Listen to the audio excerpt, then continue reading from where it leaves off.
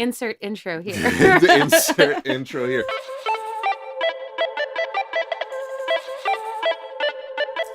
Hey everyone, my name's Joe. And my name's Lauren. And we are the NeuroNerds. And welcome to our inaugural podcast.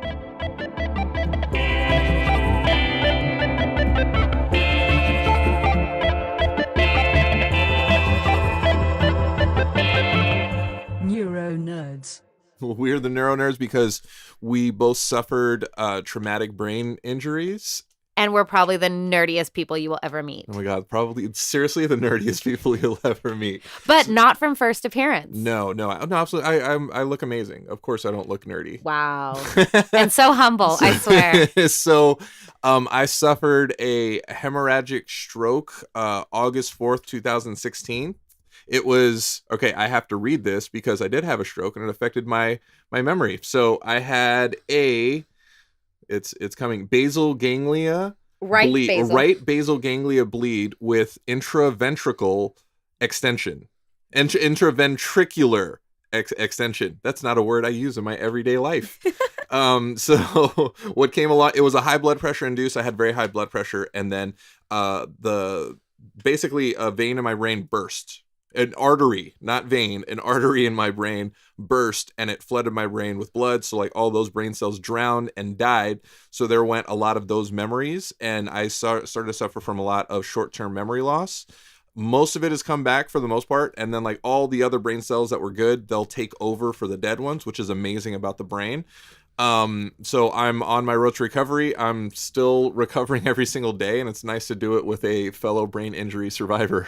Joe's basically like our resident Dory. But tell him how old you are too, because that's also really important. I had my stroke when I was 39 years old, and it was a year and a half ago. So now I'm the big 4-0. I celebrated the 19th anniversary of my 21st birthday. Hey, but that's really important because, Joe is a actually rather young stroke sufferer and survivor. So I just it's like really being cool. called young. That's great. Yeah, he's young, and I'm being generous. So my name is Lauren, and 2 years ago, I was in a car accident, and I suffered from a minor traumatic brain injury, which was a concussion, which was pretty severe. And I developed post-concussion syndrome about 6 months after. That was really taxing psychologically. Currently, most of it has luckily dissipated, but I'm still suffering from anxiety, which I've never had in my life, which is really uncomfortable. And also I have issues with word recall and language recall. So, which really sucks because sometimes I'll sit there for 5 minutes trying to remember a word, and it is so not fun to watch. It's like, when you like watch like a fax machine, if you guys remember what a fax machine is, and it's like trying to like spool, and it keeps rotating, or it's like that little circle of death where you're just waiting for things to load and buffer. That's what my brain is sometimes. So that's when I'm trying to remember a word, and I have to settle for like, if I'm trying to say the word fuse, I have to settle for like dynamite exploding string. That's where I'm at. But we're both works in progress. Yes. And, along with the memory loss that I suffered from, I actually started having, due to complications at the hospital, I started having like crazy night terrors. Yeah, not fun. No. So around 3-4 o'clock in the morning, I would just completely, wake up and have like these little panic attacks, which were not fun. During my days, I get startled by car horns, by lights, by all kinds of crazy stuff. So that part really, really sucks. But again, I'm a work in progress. Yeah. That's what we would call PTSD, right? And it's so weird to say because, I haven't been in the war.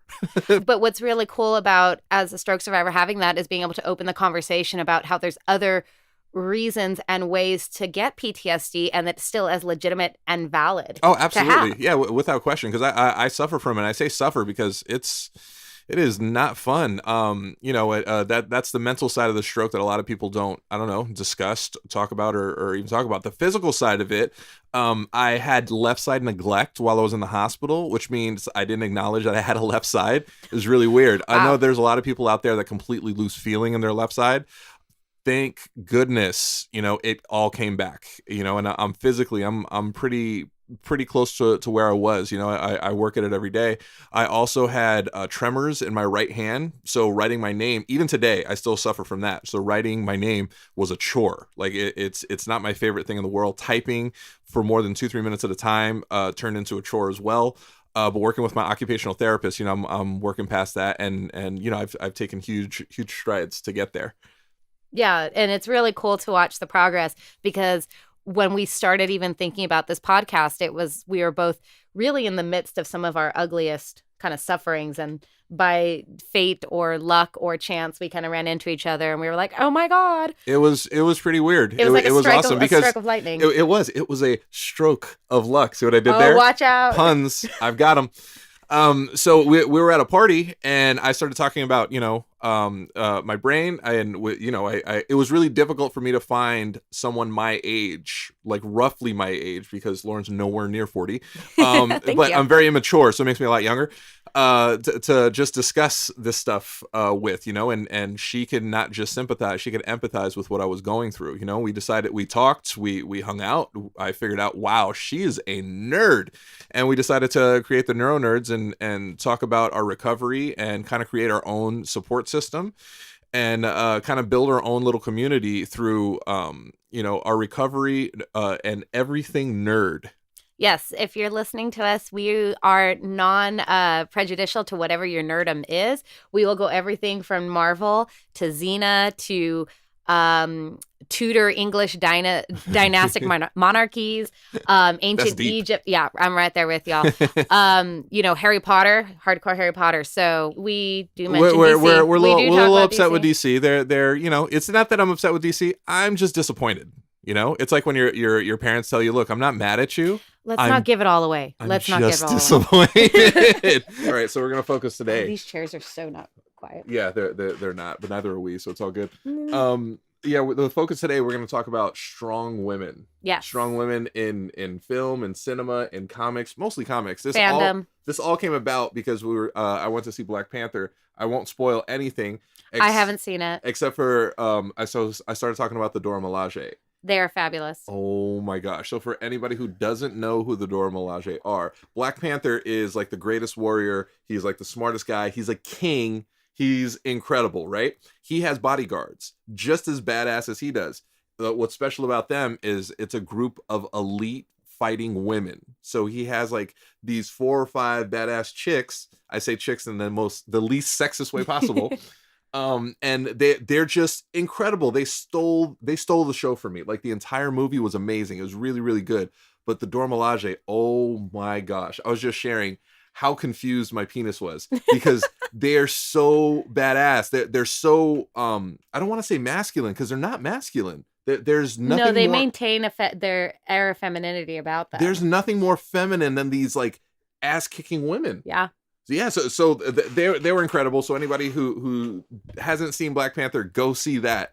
But yeah, they're some of the most badass women in the history of cinema.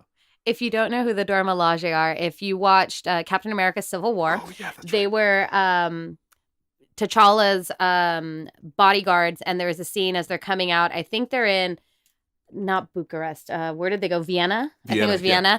Where they had just taken Bucky, and they're walking out, and Natasha, the Black Widow, is standing there, and here comes the Dora Milaje staring at Natasha, and she says the very famous line, "Move, or you will be moved," right?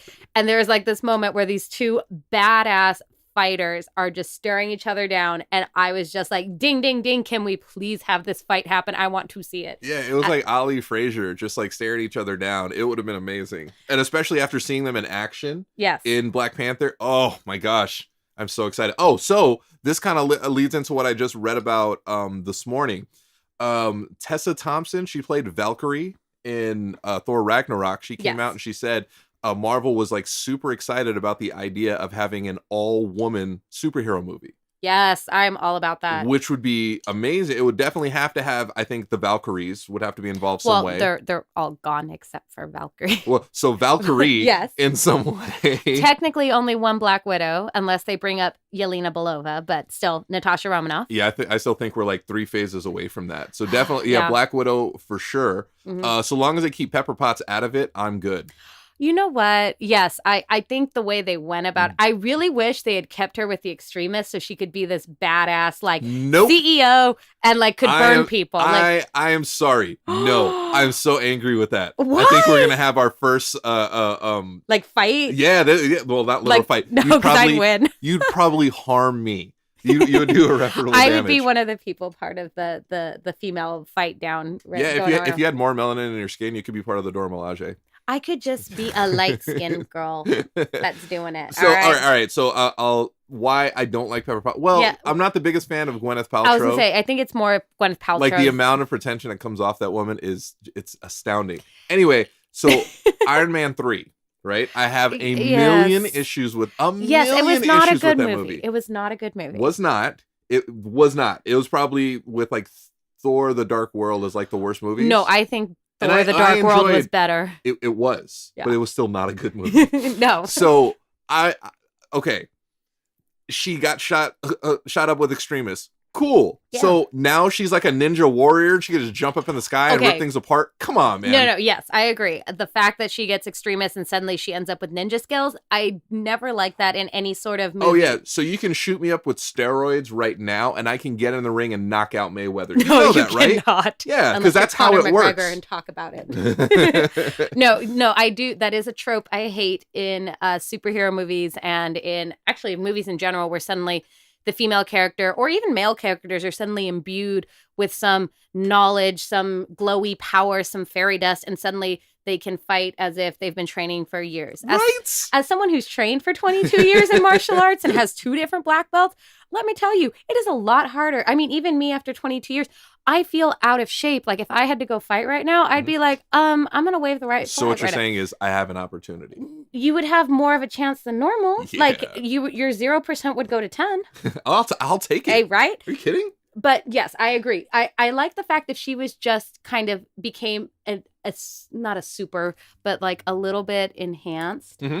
But was still, she was kind of like the damsel in distress. Maintain the damsel part or just burn someone by choking them. Right. She was like, all right, she was a dominant mental character because she could like keep Tony Stark in line, in check, which is amazing. Yes, I think that's her superpower. Right. And that's definitely a superpower. Yes, God bless. But like jumping through the sky, come on, man. No. I think if they'd, a little less like superhero pepper, I've read in some really good fanfics, okay? Let's pull how nerdy Lauren is. We don't have time. No. But, there's a really good treatment of how she had extremists in the sense of as if she wasn't cured of it, was like she just has it. She doesn't know how to fight. She doesn't know how to do anything. But like if the tower gets attacked, and someone tries to go after her, she can at least burn them. It's like a last line of defense. In the comics, she's rescue. Mm-hmm. Right? That's what it is? Mm-hmm. Yeah. She has like her rescue suit, which is, all right, cool. You're going to go rescue people. You're not like... She's not a ninja. She's not Natasha. Exactly. She's not Black Widow. If Black Widow happened to be shot with the extremists. Just because they're both redheads, okay, does not mean that they have the same skills. Goopy, why are you the worst? Okay, can I tell you why I really don't like her? I'll tell you why. Okay, why? It was an interview with... Because it's about Gwyneth Paltrow, not Pepper Potts. Yes. Vanity Fair, I think? I don't know, one of those magazines, and this is amazing. It's my favorite thing in the world. They said, okay, there's one thing in life that you just can't live without, just one thing, what would it be? And she straight said, hand-painted wallpaper. Hand painted wallpaper. That's the bougiest thing I think I've heard. It's ridiculous. It just made me so angry. Not like okay, but you're having character bleed. It's so hard. I'm like, you got to separate Gwyneth Paltrow. I can't even say her name. Exactly. Gwynethness. Goopy. Yeah. With who Pepper Potts is, right? They're 2 different people. I'm not too afraid to talk down on Gwyneth Paltrow because I'm pretty sure nobody listening to this is gonna be like, oh my god, she's just incredible. Well, I was gonna say be careful because I'm 1 degree of separation from her. Honestly. Are you really? Yeah. How? I want to know. My business partner. Are you related to Blythe Danner? My business partner is a friend with with a very well-known TV celebrity who's friends with Gwyneth Paltrow. I want to know who that is. We're all friends here. I actually don't remember her last name. I just know her husband. Her name is Marsha. She was on the Desperate Housewives. Marsha. Not that Marsha, but yeah, William H. Macy's wife. Oh, Yeah. I love William H. Macy. So do I. Oh I my always think gosh. about him in what's the superhero movie that's not a superhero movie? Oh my. Okay, so I had a friend who what's was it cut called? out of that movie, The Mystery Men. Yes, I love that movie. Yeah, I had a friend who was cut. Okay, The so bowling ball. So Mystery Men's amazing. If anybody hasn't seen it, watch that movie. It's great. So there's a scene where they're recruiting superheroes. Mhm. Do you remember that scene? Mhm. A friend of mine was cut out of that scene. Aw, So did he get paid? He did. Okay. He got paid handsomely for a nothing part. So the scene Hey. was they had like it was like flat. It was like a guy who's like, oh, I'm the eraser man. I erase crime. And then the next guy, oh, I'm the so and so, and I so and so crime. And it was just like after next. And then the last guy is like, oh, I'm the mailman. Here's your mail. And he was like just the mailman. But that was like the joke, was and him. they cut it out of the movie, and he was like Aw. so bummed out. That's cute. But it's cool because he ended up doing voice work for Fern Gully, like Fern Gully 9. Oh no. Yeah. Original Fern Gully. Not like, original Fern Gully, like Fern Gully, like whatever. So that made up for it. the world is still ending. But speaking of like powerful female characters, Yes. Janine Garofalo in Mystery Men. Wait, what was her power? The bowling Yeah, ball. that's what I was That's talking right. about. So she had like the Like possessed bowling ball. she had her dad's soul, Yeah, right? Her someone's dad's soul in a bowling ball, and then like she would throw the bowling ball and And that movie's from late 90s? late night was it? Yeah, mid to late 90s. yeah. Yeah, that's dude, I'm a 90s kid. So It am was I. Awesome for me. Technically. Well, you're a baby, stop. I'm technically an 80s child. So I'm technically a 70s child. I know. That's so weird, That's isn't it? really scary. But I was like, I'd be like 2. So no, Yeah. I'm not a 70s child. No. I was I'm a brought 90s up in the kid. 80s, but Yes. like I grew up in the 90s. Yes, I understand that. You're closer to a millennial than a Oh, 90s kid. hell no. No? You take that. No, technically I fall within the millennial, like, whatever it's called. But you have an old soul, so it's cool. Well, also, millennials, we're just bitter and nostalgic, right? Yeah, you know me, I'm just bitter. Yeah, I know. I at least have the nostalgia going. That's why I'm like the slightly more amenable one. Well, I'm older, so like people That's true. I am nostalgia. You know, like come like on. really bad nostalgia. I come on. Amazing nostalgia. I was born the year Star Wars came out. I've been a fan since birth. Woo! Seriously, how amazing is that? Throw a party for him. Seriously, high five and a million angels. All right. So what we're also thinking is, okay, so now that Marvel's kind of got on this train of like, they're talking about a Black Widow movie, which is amazing. They've been talking about that for like But 8 I'm really years. confused because isn't Scarlett Johansson's contract up? Yes. I don't think there's another Black Widow. You can't. No. No. They can't recast Unless they're that. doing a younger version. But I don't know if I like that. now that they've gotten the rights back to every character, Mhm. they apparently have the next 20 movies figured out, Holy shit. which is crazy. No, we can't have that. Like, honestly, I love the Marvel movies, but it's kind of like a little bit of a fatigue. Nope. Oh my God. Nope. No Too fatigue. many. I mean, yes, God bless Marvel. They So- have all right. it's so much better than DC. Let's not. I'll tell you. Here's the thing. Yes. Yes, there is superhero fatigue. Yes. Yes. Yes. Right? Yes.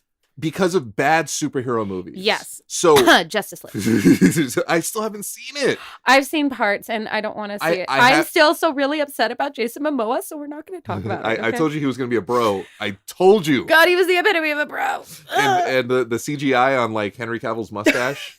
Come on, that's a Henry joke. Cavill is a beautiful man, right, except when he's Superman. So another sidebar, the Deadpool trailer, Deadpool 2 trailer, where like, oh, you didn't animate the arm. Come on, it can't be that difficult. It's not like animating removing a mustache. Hilarious. I liked his what's the guy? Bob The Builder. No, not Bob the Builder. Oh, the Bob painter. Crane. Yeah, the Wait, painter. yeah. It's not Bob Bob Ross. Crane. Bob Ross. Who's- I love that. Bob Crane's the guy who created Batman. See, it all tied in. So Anyway. So it's bad superhero movie fatigue. So like Yes. Winter Soldier was Amazing. incredible. I still think that was the best Marvel movie up to now. Top five. It's definitely I'd say top 5. top 3 even. Top 3, really? Yeah. Really? What do you put above it? Not including Black Panther right now. Black Panther, honestly, is top 5 immediately. Okay. It's probably top 3. For me, the greatest superhero Marvel superhero movie is The Avengers. It's perfect. It's a perfect movie. It's good. What's really close is the original Guardians, the original Iron Man. Civil War is really, really good. I put Winter Soldier above Civil War. It's right there. It's for No. me. It's like like 1A if and I 1B. had to, like if I had a top 5, Civil War would be 5 and Winter Soldier would be like 2. or really? what. Yeah. You know what? I can't. It was an amazing political thriller. But then you look at like. But it was not a Captain America movie. It was fucking Avengers 2.5. Right? Tell me I'm wrong. I'm still resentful that we did not get like the buddy cop movie of Sam Wilson and Steve Rogers and Natasha thrown in as a bro. So that would be really cool. But what was even cooler? Getting the Vision be amazing in Vision, getting Giant Man, introducing Spider-Man. But why did we have to have everyone? The only reason it was not an Avengers movie is because Hulk and Thor were not in it. That's true. That's the only reason. That was either because of contract or because they had to kick some Avengers out so it wouldn't be an Avenger movie. And that movie made me very, very comfortable that Infinity War is going to be amazing because they fit so many people into that movie. And not once was I like, you know what? I wish so-and-so had more of a shine. They even got Hawkeye some shine. Hawkeye needs more shine. Hawkeye is supposed to... Hawkeye has adequate shine. No, I want to have more of comic book Hawkeye where he's more of a smartass. And because they did that in Ultron. I was really happy with that. But I was like, he looked like someone's like tired dad. Do you want to know why? Because Jeremy Renner's like 45 years old. Yes. But Jeremy Renner, one, is amazing. But two. No, he is. I'll tell you why he's amazing. Not just because he's like a dope actor or like he's a great And Hawkeye. He was a makeup artist at one point. Oh, wow. I didn't know he liked dudes. I'll tell you why he was amazing. What? He had a party. So this is, like Hollywood stories. And apparently he kicked Christina Aguilera out of his bed. She was like drunk and she ended up in his room. Yeah. Not to like bang him, but like she was like drunk and like passed out in his bed. And instead of going in and being like, oh, hey, I'm totally going to bang Christina Aguilera. He was While like, she's like unconscious. He's like, hey, girl, you got to go. So he basically kicked her out of his house. How awesome is Jeremy Renner? Isn't that sad though that we're like, oh, what a wonderful guy. He did not take advantage of a really drunk girl. Right? Like the bar is so low. My God. Dude, the bar is so low that it would be amazing for a dude to be single right now. You know what I mean? God. Yeah. Really? Yeah. So I've been in a very committed, long-lasting relationship. God bless his girlfriend. Seriously, she has to deal with this. She's an angel. I deal with him with like once or twice a week. Oh my God. I think I'm Lauren's getting a rogue gray streak, and I think most of it's me. And I'm literally rogue. In the minimum time that we spend together, I want to throw Rogue into our battle royale. And never mind. Oh no, Rogue would be amazing. I know, right? Yeah. Sorry, continue. Go ahead and talk about Belle. But if I wasn't in a relationship, to date in today's climate is so ridiculously easy, and I feel horrible. Women, you guys are so much better than this. Yeah. You are better than an app. Yep. You are better than all of this garbage that goes on. Yes. Like the amount of effort that a dude doesn't have to put in is astounding. It's ridiculous. I'm like, and maybe that's nice that we're now having a lot more of the stronger female character, it's necessary. Yeah, because women don't have these role models. Like, okay, talking about nostalgia, growing up, what did I grow up with? I grew up with Xena. The epitome. She was like the first like bad, right? Yes. Did I do it good? Close enough. Okay. It's based off a Zagarit, which comes from Middle Eastern culture. But that was Xena, a lot of strange words. Shut up. So that who else? I had Buffy. Come on, I had Buffy awesome. and Xena and I had the Power Rangers, right? The original Power Rangers, and you had the Pink Ranger. Right, and even though she was wearing pink, she was still an ass kicker. She was fucking badass. She was a gymnast who shot a bow and arrow. I mean, literally, I am the Pink Ranger. I did gymnastics. I know how to shoot different types of bows and arrows. I'm a martial artist. I'm the Pink Ranger. There are multiple types of bows and arrows? Yes, there are. I know how to use a short composite bow. I know how to use a compact bow. Actually, 3, and a recurve. Longbow. Oh, do you want to know how I know what those last 2 are? Is it from video games? From Tomb Raider. I love Tomb. Oh, and I had Tomb Raider, right? Oh, wait, the Angelina Jolie Tomb Raider? That was terrible. You know what, though? It was not bad for a female, like, quote-unquote superhero movie. Oh, you know what you should do? Rewatch it today. It's horrible. No, I know. It did not withstand the test of time. No, it did not. It's more along the lines of like Evil Dead, like the campy versions, because that's what it is. It's 100% camp. It's like the original. It's like the Pierce Brosnan and James Bonds. I love those. They're so campy. So funny. They're not like I love them. the grounded in reality. No. I was like, okay. He's snowboarding with a parachute. Which is fabulous. Yeah. Come on. Or I love when he has his Aston Martin that can flip itself over, which is amazing, That's right? They do a barrel roll. Yeah. But okay, speaking of Tomb Raider, okay, again, those were the strong characters because I remember I had the Tomb Raider video game on my computer. And then Xena and Buffy. I mean, those were like strong female characters. I was literally gonna say bitch. I have a bad tendency of using the word. I don't mean it in a He's derogatory. working on it. I am. It's so years ago. Every year, my New Year's resolution would be stop saying the word dude. I haven't gotten over that, and it's been 20 years. So now I say bitch all the time. Oh my god, And this chick. bitch over here. And well, I've said chick all the time. I was raised by women. I really was. I never had a male role model in my life. I was raised by women. You do this disclaimer every time we talk about it. I can't help it because I feel like people are going to be like, man, that misogynist. That's sexist. I'm not. I'm just an idiot. So like I say bitch all the time. Guys, now, he's nicer about women than I think I am. I am. That's because you're mean. Yeah, I'm mean.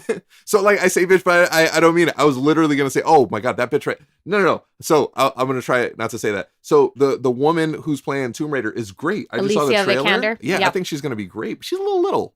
She's small. Well, the new Tomb Raider is based off the video game that just came out, which is supposed to be the Laura origin story where she was really young. So I passed it. And and I'll say this, it's one of my top 10 favorite video games of all time. The Tomb Raider. Wow. And so for me, being a man raised by women and being an avid gamer, because I'm absolutely an avid gamer, I did nothing but oh, it's gonna sound so weird. I played with powerful women growing up. So all the characters that I played in all the video games were strong women. I played Resident Evil, where the protagonist was Jill Valentine. Just this ass kicker who like just dominates, which is amazing. Kills all these zombies. Laura Croft, the Tomb Raider. Like all of my favorite video games. Like she's royal, she's nobility, she's got money, she kicks ass. Yeah, like I love her. She's everything. So I mean, like that's so funny. Like, what is that today though? Because like you grew up with these powerful women. Yeah. Like on TV, is there that still? No, I think there was a time, maybe in the 2000s. I really don't watch a lot of TV. I actually watch more now than I did then.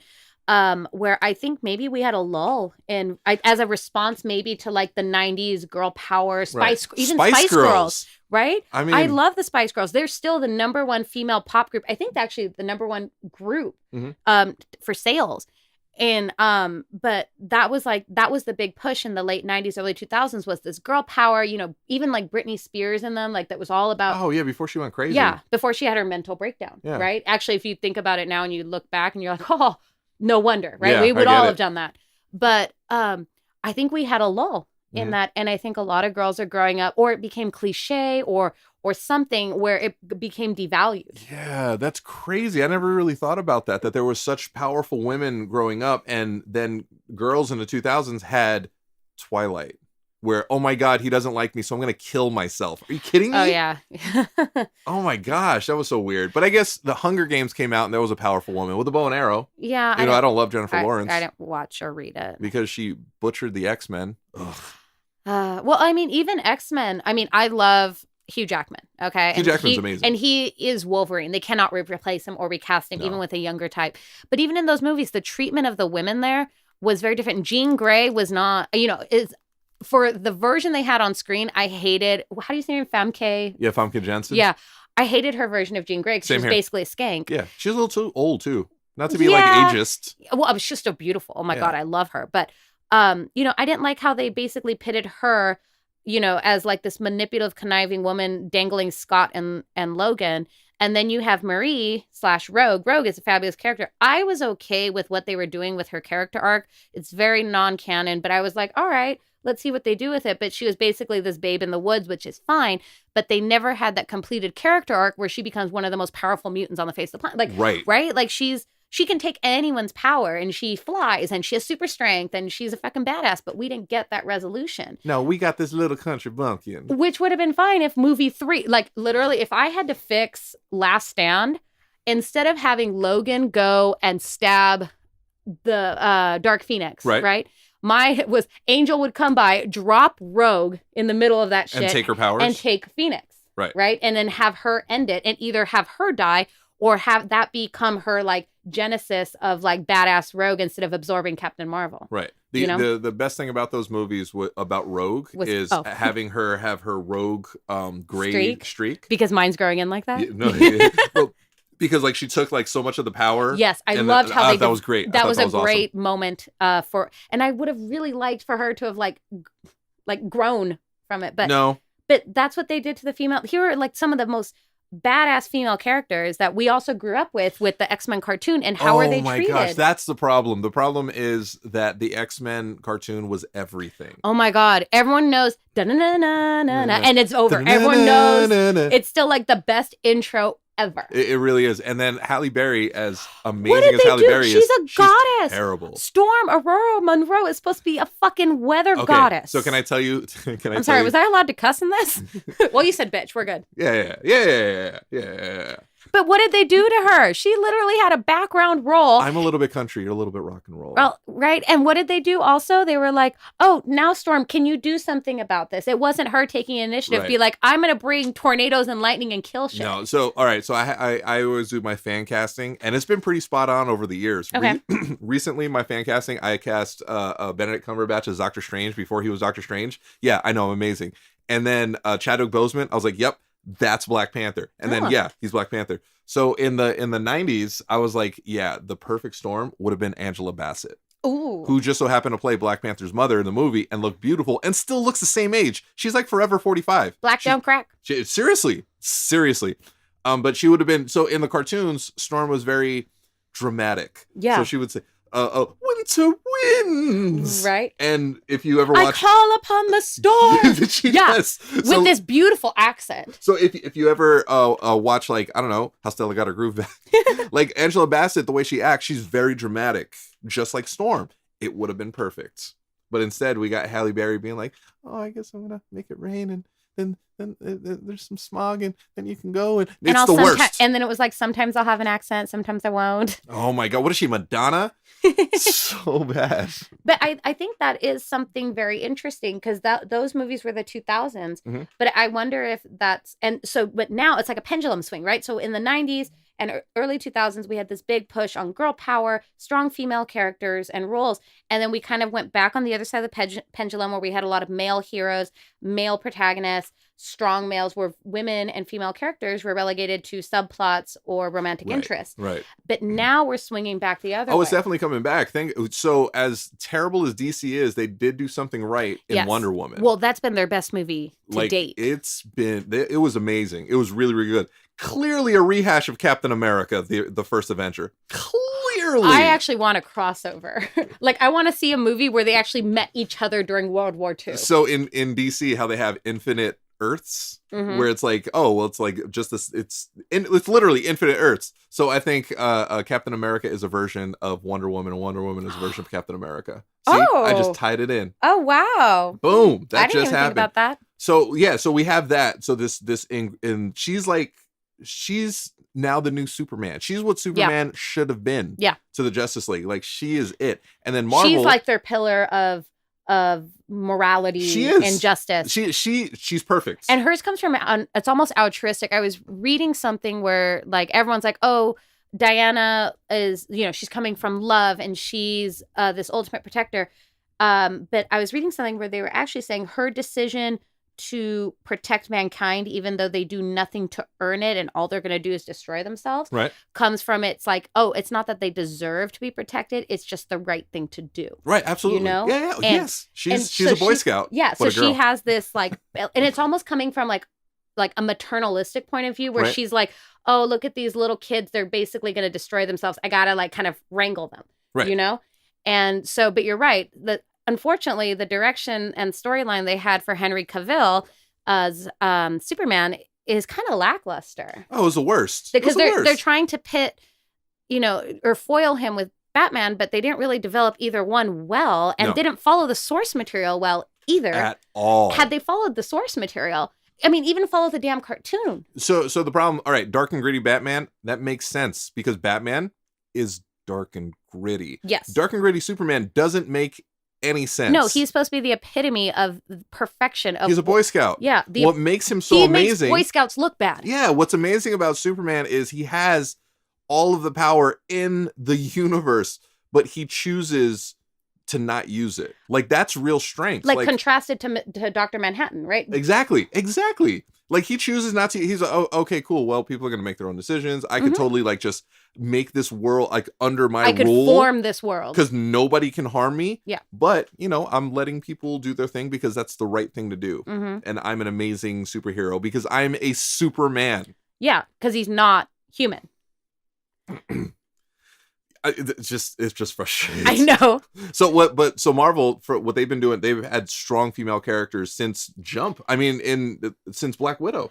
Yeah, but again, relegated to support roles. However, the women are now becoming more prominent, dominant characters. Oh, it's changing. Oh, I know. Because, well, obviously, like, even though she has been in a supporting role, she's been up front and been a badass. Yes. In Guardians of the Galaxy, one of their biggest movies, one of the best characters, the strongest character in the movie, Gamora. She's like the greatest assassin in the universe.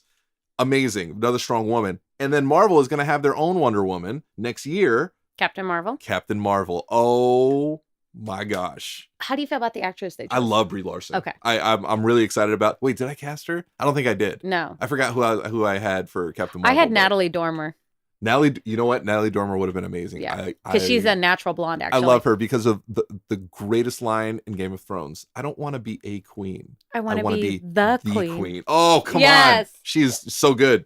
And then she shaved the side of her head in Hunger Games, that garbage movie. Well, so we have all these like options on strong women. So what we were saying is like, I would love to see a movie showdown, like literally of the Dora Milaje, Valkyrie, Black Widow, Gamora, Captain Marvel. Oh my God. You know what it would look like? Did you ever see Anchorman? No. You never seen Anchorman? Oh my God. Just gifts. Oh my God. Just gifts. My God. I can't get past this. Are you serious? I know it's about Ron Burgundy. Oh my God. I will go home and watch it as my homework. Oh my gosh.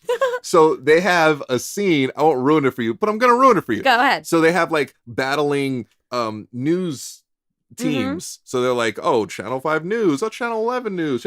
So then they get into like this ridiculous fight. And it's like this all-out Civil War brawl. And then like other news stations come up. And it's like, there's okay, I have to go watch this.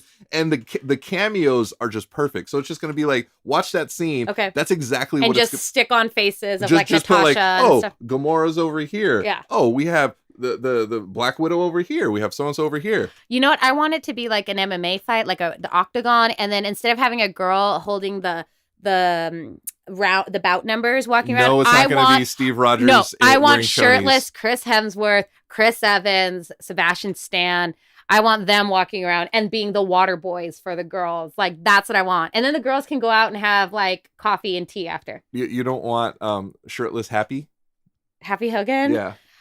No, he can be that gritty coach with like the newspaper boy hat. Oh, I'll tell you what I want. Shirtless Stan Lee. That's what I want. That would be his cameo. How that would be his would cameo. Be? Oh, in some sort of like a pink like bikini bottom. Oh my God. Are there any other kind for men?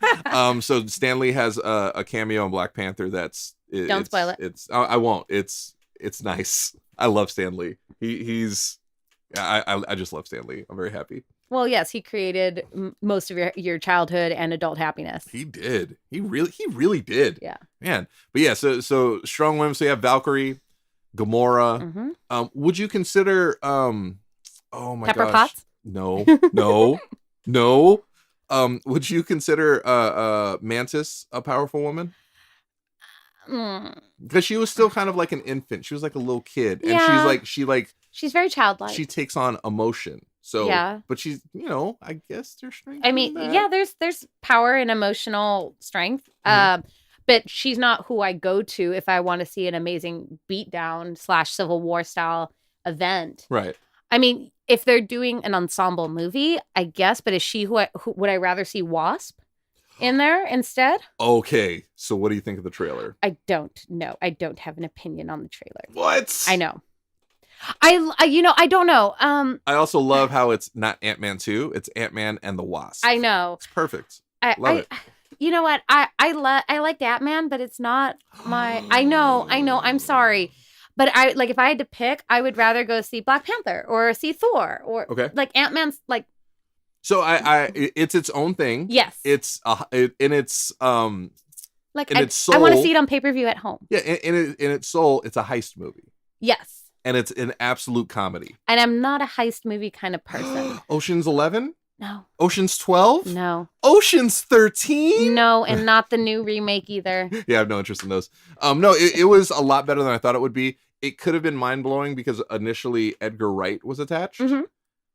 And come on, Edgar Wright's perfect. Yes. Well, yeah, he's pretty perfect because I love the Cornetto trilogy, Hot Fuzz, At Yes. World's End, and Shaun of the Dead. I love Perfect. Hot Fuzz. So what he would have done with Ant-Man would have been amazing. So it sucks that, that didn't happen, that like there was creative differences. Correct.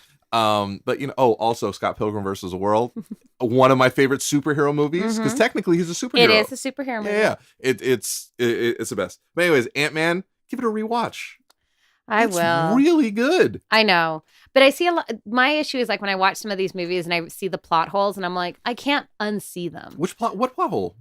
I can't think of any off the top of my head right now. Oh, but I think it's really good. Also, I think it's going to tie into Doctor Strange. Doctor Strange is not one of my favorite movies either. I know, but that's because I am not a big fan of Benedict Cumberbatch. Oh. I know. I call him biscuit face. I call him biscuit cucumber face. Oh my god! Wow, I can kind of see that. Because if I say that, you will know exactly who I'm talking about. It doesn't even matter. I saw something on Tumblr where it's like you could come up with any iteration of Benedict Cumberbatch and you still know who you're talking about. You say Cumber Snatch. That was really bad. Yeah, but you know what? I'm just so I don't know why. I think he's an amazing actor. He's very strange looking. Like there's something really weird about his face. About him. He made a good con. That was just a shitty movie. Yeah. So when I first saw him, I like him as Smaug. He was good. He has a great voice. Yeah. So what was I watching? Oh, Sherlock, the TV show Sherlock, which is amazing. Yes. It's so good. So Felice, my amazing girlfriend who has to put up with me, it was like, oh, this is such a great show and it's so good and so this, and I was like, all right, cool. And then he came up on screen and he's so goofy looking, like he has like very long weird features. Yes. And I was like, this guy looks like a cartoon character, and it completely pulled me out of the character. And I was like, this is so dumb. 20 minutes later, I'm like, this guy might be the best actor ever. And then he did The Imitation Game. Amazing. Oh my god, I cry like a little girl, but I do that frequently. And it was after that where I was like, he would be an amazing Doctor Strange. Like he would be dope. And then he did Doctor Strange, and he was amazing. I'm not denying that he was amazing. Can I tell you? So I think I mentioned. I also resent the fact that he made Loki fall for half an hour. Okay, but can we just talk about it really quick? What happened to Loki in Thor 1? He fell in the void, the abyss of space for God knows how long. Yeah. And so what does Doctor Strange do? He makes Loki fall in a void. Maybe Loki should stop being such a dick. Okay, but that's Loki. That's true. True. And Loki is not a villain. I refuse for anyone who dares say that Loki is going to be helping Thanos. He's going to. Nope, not by his own choice. Look, the one thing that Loki is always going to do is put himself first. Look out for number one, yes. And who's number one to Loki? Thor. Loki. Yes, Loki and Thor. Yeah, low-key, it's Loki. Oh, sorry. I just remembered a gif from Ragnarok where they come in and Loki is wrapped in chains and Thor takes something and throws it at Loki and he gets hit with it. Just to make sure he's there. But like my prediction for that scene that we see is, one, I don't think he's giving up the Tesseract of his own free will. I think he's either going to do it because it's going to protect himself and Thor, or it's being taken from him and he's going to be killed one way or another. Yeah, I think whatever he's doing is going to be sneaky. I mean, he is the god of mischief. But as we discussed, his fandom is so big, they can't just, be like, fuck out, people, because everyone loves him as they can't, but you know how many fans are going to, I mean, they literally do so much fan service for Loki and for his fandom that they can't just mess with his character I can't arc. be upset with Loki ever because he's amazing. And Tom Hiddleston is a beautiful man inside and out. Hiddleston, he showed up to Comic-Con dressed as Loki. Right, and it was amazing. How cool is that dude? Yeah. Yeah, but he's going to die. I know he's going to die. Gonna die My horribly. Loki. Oh, man. And I'm going to laugh. No, I'm going to be sad because I think he's been Marvel's best villain so far. Because what do you think's going to happen if you and I are watching it together? I'm going to stab you like a little snake like him. That would suck for me. So remind me to maybe not cheer for his death. Further away from you? Yeah, and don't cheer for his death. We'll put maybe like 3 seats between us before, I get stabbed in the neck repeatedly. On a completely random note, why is Natasha's hair blonde? Yeah, I don't know. Oh, I do know. Why? They're running, I think, from the government, right? Right. Is that her? I think that's her disguise. Just like Captain America. Oh, he has a beard. Doesn't look like Captain America anymore. That's like them in Civil War. Their version of and hiding out is caps and sunglasses. I didn't recognize them. Whoop-de-doo. Yeah, like when they came in, they had hats and sunglasses. Oh, what movie is this? Right? Like what happened? What to happened? Cap and oh, Did they change the movie on me? There he is. It's kind of like Superman with glasses. Oh right, Clark Kent. It's Clark Kent. Oh my God, he's Superman. It's a completely different dude. That's so weird. So Doctor Strange, that movie makes me cry. The only thing is, there's not a lot of strong women in that movie. There isn't. I'm well, like, his what's her name? Rachel McAdams. Yeah, who I love. I'm a sucker for redheads, and she has red hair, but she's a weirdo. She I read an interview, and she didn't grow up with a TV, so I don't know if I trust those types of people. There's a scene because after my stroke, I had issues with my right hand. Mm-hmm. I had tremors in my right hand, so like writing was just not a thing. It was like an out of body experience. Mm-hmm. So there's a scene where Doctor Strange, because he got in the car accident, he messed up his hands.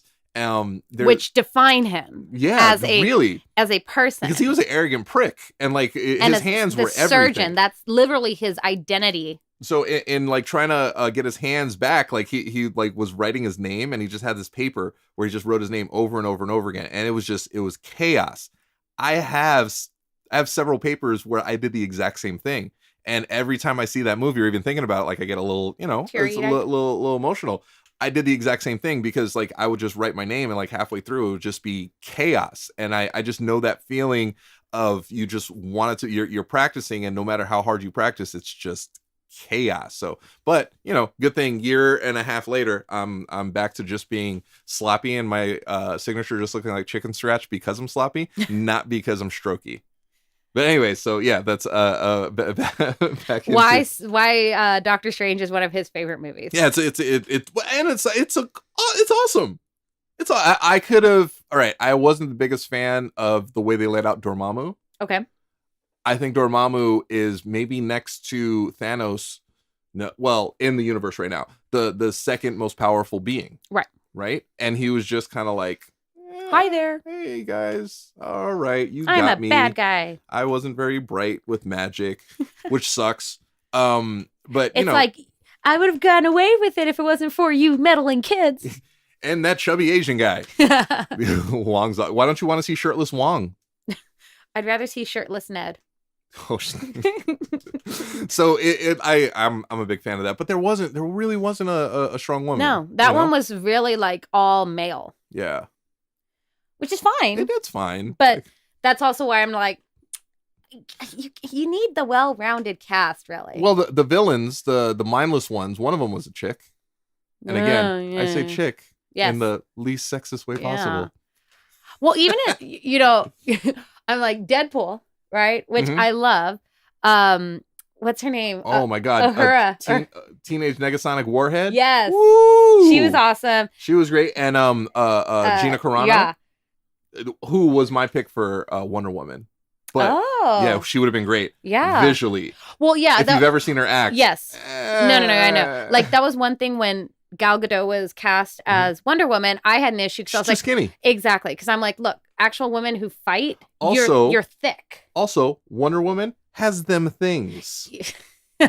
Yes, they do. But that was my one thing. I was like, okay, there's supposed to be this race of warrior women. Mm-hmm. Literally, that's their entire society, is they're just training for everything. I'm like, but Gal Gadot is a model. She's so thin. Right. She did a good job. I still think she's a little too thin. I agree. Yes. She won me over. Yes. She won me over 100%. I hated the casting. I was so anti, and I saw the movie. I was like, you know what? That was brilliant. Yeah. I loved everything about that. Yeah, Agreed. She was really good. Robin Wright. Yes. She was so good. Yes. And Connie Nielsen. Connie Nielsen was really good. I love as Hippolyta, was amazing, because I always think of her back in Gladiator. Right. She played an amazing Lucilla. And I'm like, she just has this beautiful regalness. Gladiator. Yeah. Yeah, that was her. She was the Joaquin Phoenix's sister. Wait, was she? Yeah. Yes. Okay. Yes. So do you want to know what I loved? Wait, was she in 300? No, that's Lena Headey. Damn it. Lena Headey and her, to me, they're like the same person. They're so not even looking the same. That's like Cersei. Just think Cersei. That's true. Yeah, that's all. That's Cersei. Anyways, But yeah, Connie Nielsen did an amazing job because she has this real beautiful regalness about her, and she does have a lot of stage presence. The only issue I ever had with Connie Nielsen was when she was on Law & Order SVU. She was on Law & Order SVU? Yeah, after Mariska Hargitay's character kind of like, they had a moment, I think it was season 8, because I'm a nerd, I know this. They separated, right? It was season 8, episode 13. Actually, you might not be wrong. But Connie Nielsen was brought in for like 10 episodes as Elliot Stabler's replacement partner, while his partner, Olivia Mariska Hargitay, was off and away. And I didn't like it because I thought Olivia and Elliot were endgame, right? That's really? Yeah. Oh my God, yeah. Like, I'm still pissed off with how they did SVU because I'm like, excuse me, why weren't Elliot and Olivia suddenly getting married and having kids? Well, Elliot is amazing because he's one of the funniest dudes in the world. Yes, he is such an amazing actor. He I love him. Did you ever see Wet Hot American Summer? No. Please watch And I didn't watch Oz, but I did watch him in True Blood. I did watch him in True Blood. He was like a vampire. He was also in Superman. Yes, he was in Superman. He was terrible in Superman. No, he wasn't terrible in Superman. Superman was just terrible. In general. I actually enjoyed Superman. So there's this one thing in Superman. Everything was really like grainy and washed out and weird color scheme. Grayish and greenish. So somebody touched up all of the color to where Superman was actually blue, where he was actually red. The sky was actually blue and not gray, and it looks amazing. It looks so good because Superman is a ray of hope and light for justice and not dark and gritty like Batman. It didn't make any sense. I'm still mad about that.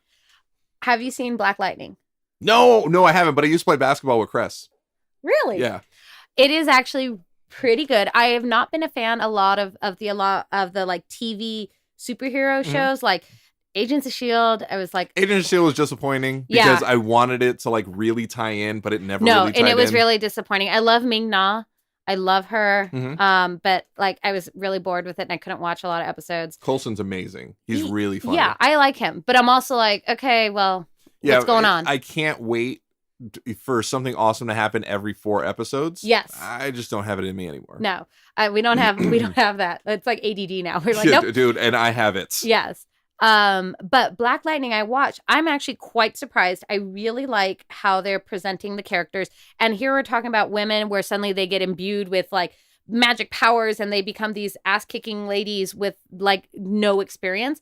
What I like about this is their father, like spoilers in case you've seen it or not seen it. Anyways, in the first episode, it's established that this father, Black Lightning, has already trained his daughters on how to fight, right? To protect themselves, which I think every girl needs to learn, right? Don't be sexist. Every man needs to learn every too. child, I personally believe, should be in a martial art of some sort, a very traditional one. But besides fact, on the very first episode, it's established that this father has gone out of his way to make sure his 2 daughters know how to defend themselves, which is amazing. So if one of these girls end up with some sort of superpower, this ability to ass kick is not coming out of left field, right? Or like magic fairy dust being thrown and then be like, here is the knowledge of ages, right? Or like Matrix, right? Like, let's download, I can do Kung Fu, right? I know Kung Fu. Yeah. So that's really nice to see. And the quality of the episodes and the quality of the production is actually done very well. Right. So I'll give you my problem now. Okay. That suit, man.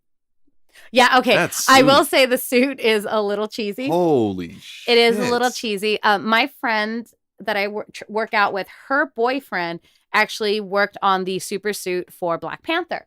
Oh, dope. Yes. So he was one of the designers and they actually fabricated the suit that's in the movies. And we got on the subject of the Black Lightning and they're not working on it, but she was like, yeah, that's a cheap suit. It looks like they went to Hollywood Boulevard, picked up a suit, and then like put inflatable things on it that light up like it's going to a rave. Oh, okay. My problem, like, I'm really excited about the show, being a black man myself. I'm not. So you can't see my eye roll. It's severe. It really reminded me of Shaq's Steel. Oh my God. Right? I just facepalmed, guys. It was rough. It's rough. I mean, like, the trailer I'm excited for. I think Cress is like a really good actor. He did ER. Yes, he's actually done very well. I was never really a big I didn't know that much about him as an actor because I didn't watch ER and stuff. I don't really watch TV. But he's really good. Yeah, I like. He's really mellow. He's really chill. He's really very cool. stoic. I like that about him. Like he's that very strong, silent type where he just has presence, and he looks really good in a tailored suit, y'all. Really good. As good as I look in my new tailored suits. Sure. Oh, come on. I kill it. Are you kidding me? Oh, you so kill it. Come on. I'm very thrilled with my tailored suits. I'm telling everybody. So when I was in Thailand, I had 2 tailor suits made. The first time in my life, because like normally I just go to a store and like, he buys off the rack. I'll do that. And doesn't tailor. No, yeah. So like literally from the ground up, I had 2 suits made for me. One charcoal gray one with pink interior because pink's my favorite color, and I'm a man and men wear pink. Yes, they do. And then that's the Nazis who said pink goes to girls. Did they say that? Yeah. Damn Nazis. And yeah, that actually comes from Nazis. We can ask the orange idiot that's around this country what he feels about Nazis and probably say, well, there's good people on every side. So and then I also got a blue suit, and a couple of shirts tailored. Oh my gosh, I look pimpalicious. So now when he asks his girlfriend, "Where is my super suit?" she can find it for him. Where is my super suit, woman? Oh, Incredibles 2 coming out. Cool. Yes. It's okay. So the Incredibles. Now that Marvel's got the Fantastic Four back, yes, the greatest Fantastic Four movie ever was The Incredibles. Yeah. Ever. Yeah. Like ever. I love the version with Chris Evans and Jessica Alba. I enjoyed it. It's a fun movie. It's so much fun to walk through. Michael Chiklis was great. I think it was great. Jessica Alba was the worst. Well, yes, because Michael Chiklis was just coming off during his Shield. Oh, and he was so intimidating and frightening. And I think he was still doing Shield at the same time. So you had this epitome of like, how's he going to be? So, in the Shield, he's gritty. He's not a good guy. Evil cop. He's like Ray Donovan before Ray Donovan, right? And so like super cool. And then he's here and he's the thing, and you're like, wait, what? What? It's like it's like Jason Momoa, not talking about a hotness, where you have this expectation of what this character is going to be, and then they're a fool. Oh, Michael Chiklis isn't hot to you? No. He played Curly in the Three Stooges movie. By the way, it was the greatest Three Stooges take ever. Aside of the Three Stooges, he was great. That movie was really cool. They butchered the casting on Jessica Alba. Michael Chiklis was perfect as the Thing. Yes. Chris Evans was an amazing Human Torch. Yeah, Johnny Storm. Mr. Fantastic was cool, but but he was such a good Human Torch that I didn't see him playing Captain America. I didn't either. He was too much of a bro to me. It didn't register, and then I was so anti because I'm a huge comic nerd. And then I was like, oh, Captain America. Wait, Chris Evans? Oh, and I saw the trailers. I was like, I guess it looks. I have to see it. Yeah. So I saw it, and I was so impressed. He's a damn good actor. He's an amazing actor. And then I saw Snowpiercer. Please go see that. Yes, Snowpiercer is amazing. And Tilda Swinton in that movie. Oh, she's also in everything. She's in everything. And Tilda Swinton does no wrong. No, she doesn't. Doctor Strange, powerful woman. Just brought that shit back. Come on. Okay, now if we're gonna be talking, I know people are really angry about that because because what are they calling it? Not an Asian actor or something like that. Yeah, they whitewashed that character. Yeah. But can I tell you? They whitewashed an incredibly, shockingly racist character in the ancient one. There's not really any way not to make that character super racist. So they were like, let's turn it into a chick in a non-sexist way. Well, so what I like is because right now, some of the biggest Hollywood actors and actresses are the Marvel actors and actresses. Yeah. So what I like to see is when you see a couple Marvel actors then be in non-Marvel movies, non-superhero movies together. So what my two of my favorites are Tilda Swinton and Tom Hiddleston in No Lovers Left Behind or something like that, where they're vampires. That sounds like something Felice would make me watch. It was amazing. It is not an action-packed movie. It is not fast-paced, but it's a very different type of movie to watch. You need to see it, okay? Because it's Tilda Swinton and Tom Hiddleston. Is there any nudity? You see a lot of Tom Hiddleston. I'll watch it. But then this other one I just saw, which was really well done, and I actually have a personal connection, I guess, to the movie, was Jeremy Renner and Elizabeth Olsen in Wind River. I don't know what that is. Oh my goodness. Wind River is about a crime that takes place on an Indian reservation. Mm-hmm. And Jeremy Renner is this game warden. And Elizabeth Olsen is an FBI investigator that comes to investigate this crime. She's a dope actress. She's really good, when it's not Godzilla. That was very bad. Okay, yeah. Godzilla or putting on an accent. Yes, or selective accent. She is such a good Scarlet Witch, but her accent is not on par. Girl, your accent's so bad. It is so bad. But anyways, so that was a really good way. Nice to see, like, oh, they actually had a bond in Age of Ultron, right? Like, Hawkeye kind of takes on this little paternalistic moment when he's like, the city's flying and I have a bow and arrow. Like, none of this makes sense. None of this should make sense. Right? And even when he took her from Vision, like when he broke her out of the house. Yeah, he's like, that's right. Yeah, right. So they have this really cool bond. Yeah, it's like this really cool best friendy kind of like big brother taking, since Pietro. Right. The only characters that stay dead in Marvel are Pietro and fucking Uncle Ben. Well, Uncle Ben for sure. If they ever bring him back, I'm done. But hey, Quicksilver might be coming back. I hope he does. I was like, that didn't make sense. Anyway, so the time stone, the reality stone. Yes, anything can happen. I know. But so the personal connection I actually have with this movie called Wind River is my cousin used to work for what is it? It's like Federal Indian Affairs or something like that. So he's one of the federal police that would have gone on to the reservation to help out there. But he says the reason they know how long it takes to get like FBI or something from the city to the federal land, the Indian reservation, is because he had he was attacked by he was there arresting someone and they fought back and there was shots fired and stuff like that. Anyways, so he called it in and it was 3 hours to get medical and other backup there. And in the movie, they quote that. 3 hours? Yeah. So, like, I was like, oh, what a cool personal connection that I have. That's totally random. Like 10 minutes would be too, you know what I mean? Well, you do know that. So, FYI for everyone out there, if you ever call 911, you're responsible for your own safety at all times, okay? You cannot wait for anyone to protect you, okay? Just like, Natasha Romanoff, right? She's not going to wait for someone to come save her and protect her. I want to be a damsel in distress, though. No. Damsels in distress die, okay? But literally, if you're at least in California, I know that the normal response time for emergency services is about 15 minutes. So like if someone's having a heart attack or is not breathing and you're doing CPR, they actually tell you like you're going to be on there. If you're helping someone, you're on there 10 to 15 minutes waiting for emergency personnel to show up. If you're on a college campus, it can be anywhere between 5 and 10 minutes to get emergency services just because of the nature of how you have to call in and they have to send them out and they have to find you. The moral of the story is never go anywhere. That's true. Be a shut-in, be a hermit with your computer and that's it. No, don't do that. Live life, people. Yeah, go outside. Be safe. Get some sunlight. No, I was a shut-in. I think that led in my stroke.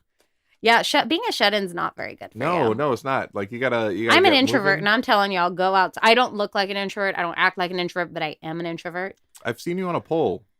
Just because I dance on a pole does not mean I can't be an introvert. It's not dancing on a pole. It's the way you dance on a pole. This is why I win gold medals. Come on, you make your NeuroNerd partner blush. So, yeah. Talking about strong women, I dance on a fucking pole and I don't give a shit. Oh my God. If anyone ever has an opportunity, if you ever meet Lauren in real life, if you ask really nicely, she'll let you grab her forearm. Holy God. It's like grabbing a weightlifter's thigh. It's crazy. It's crazy. Well, I have to have muscles to hold me up. So vibranium is the most powerful metal like in the universe. Yeah, I think next to that would be Lauren's forearms. You guys don't know I'm actually the Winter Soldier. Gender bent. Are you gender bent? Yeah. I got the long brown hair and the skills, But no, so... Why you got to rub the long brown hair in my face? Because you understand, don't have... I don't have any hair. It's all migrated down to my chest. I'm shaming him. Because he's got a sweater on underneath his t-shirt. It just keeps me warm. But yeah, no, I'm really excited about all these like powerful women in cinema, just period. Yeah, because we got Tomb Raider coming up. Tomb Raider's coming up. Alicia Vikander looks amazing in that. What else do we have coming up? Oh man, is there another Justice League movie coming? So even just on the small screen, so you have Jessica Jones season 2 on Netflix, and Jessica Jones again, she's another one of those where I was like, nope, she's not Jessica Jones.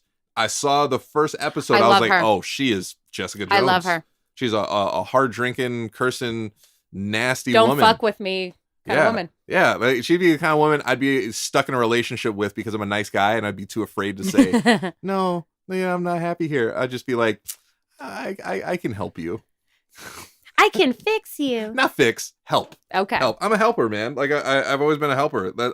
So I dated a stripper for like 2 weeks. That was not me. Nah, no. You're what you do is like stripper adjacent. Stripper adjacent. So yeah, like I ended up like I always end up with like women that it should just be like, oh, one night stand. I always end up like in a 2-3 week relationship because I'm a really nice guy. And then I always feel bad because I'm like, well, every guy will just like ignore this person and then just move on with life. Like, I want to see how they're doing. I don't know why I do that. It's because I was raised by women and I'm very like Stop sensitive blaming to the women for I'm that. not blaming. How am I blaming the women? You're like, oh, here's this negative part about me and I need to like stick in relationships and try to help these women and use all this energy. Oh, it's because I was raised by women. No, it was. So like, I never had that like closure thing as like most dudes. So like you're on a date or not even a date. You hook up with some dude, right? Yeah. You hook up with some dude and then like the next morning or the next evening, whatever it is, you're like, all right, cool. Well, that was fun. And now let me move on with my life. You move on with your life and that's it. I never really had that. So it was that like, detachment. Oh, okay, cool. Hey, so you want to go grab something to eat? You want to go do this? Well, no, you don't do that. It was just, that's all that was. I never really grew up with that. So that always ended up turning into like, oh, this is why this lingering. This is why it was so easy for you and I to hook up because you have all of these issues. And now I'm here to help you through all of these issues. So like, I don't know if anybody ever saw Heroes. There's a TV show and there was like the siblings and like the two Spanish siblings, Maya and I forgot the dude's name. So like her power is like her eyes would go black and she would murder everybody. She would just like had this like evil in her and she would just like kill everybody. So her brother, what he would do is like when her eyes would go black, he would grab her hands and then he would just like take in all her evil. Oh, right. He was so like the crazy. Empath. Yeah. He was. So like he would take it in and then he would just like be like shaking and then like her eyes will like go normal again. And then he would be like, and he would take it in. And I know if like the story kept up, eventually like he would have probably exploded with evil. But like that's kind of like or how developed a dark phoenix or something. Right, exactly. So like that's kind of like what I was like with all of these. Like I would take in all of the issues, all of the problems, all of the stress to help the other side. But then in turn, I didn't realize I was slowly killing myself. Yeah. You know, and a chunk of that led to my stroke. So try not to stress out too much. I was like, moral of the story, like deal with your own shit. We're all adults. Well, we're not all adults, but we're all on our way to 18. We're all on our way to adulthood.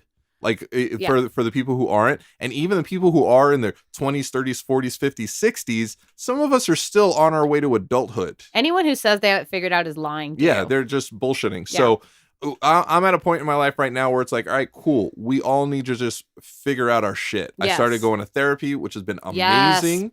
Yes. It's rough.